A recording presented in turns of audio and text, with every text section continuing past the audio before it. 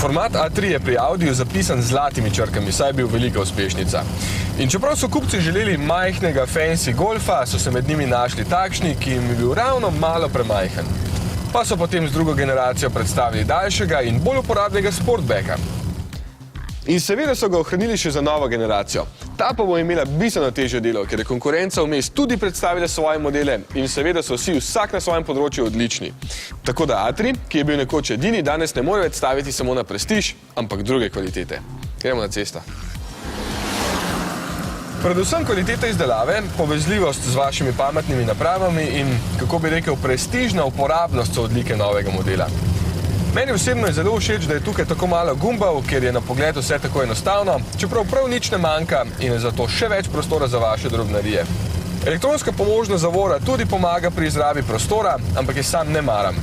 Imam raje pravo z ročico, sploh pri bolj dinamičnih avtomobilih.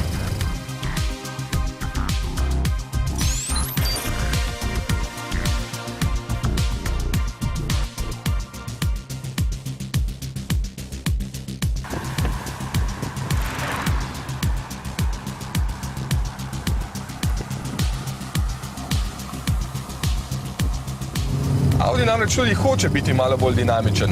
In je, do določene mere. Še vedno je dovolj udoben, konec konca je to le bolj osnovna različica z 1,6-litrskim dizelskim motorjem, ki ima 105 konjičkov, ampak ima zelo nevtralno lego na cesti, z dobrimi pneumatikami, tukaj so daljnobke, se odlično potopijo ovinek, na volanu pa imam tudi dober občutek, če nos drsi. Nobene drame ni. Tudi to, da je zadek malenkost daljši, se mi takole po občutku ne zdi, da bi kaj posebej vplivalo na lego v primerjavi s trivratnim A3, ker je tudi medosna razdalja malenkost daljša. Mogoče le malo manj vodljiv, ampak to so takšne malenkosti, ki jih nihče ne bo gledal. Kolega mi je zadnjič recimo rekel, da bi rad kupil ta avto, pa ga vprašam, zakaj pa, ti ni preveč dolgočasen.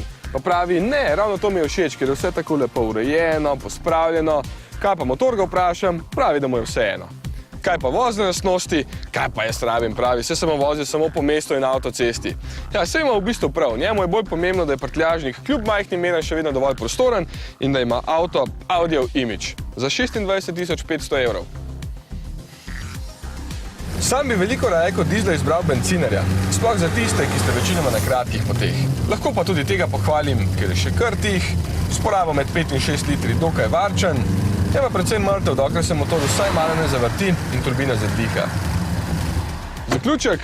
Isti kot vedno. Nič posebnega, tako oblikovno kot vozno, ampak ko vse skupaj sešteješ, super avto. Ampak nekaj manjka. Ne vem, nekaj.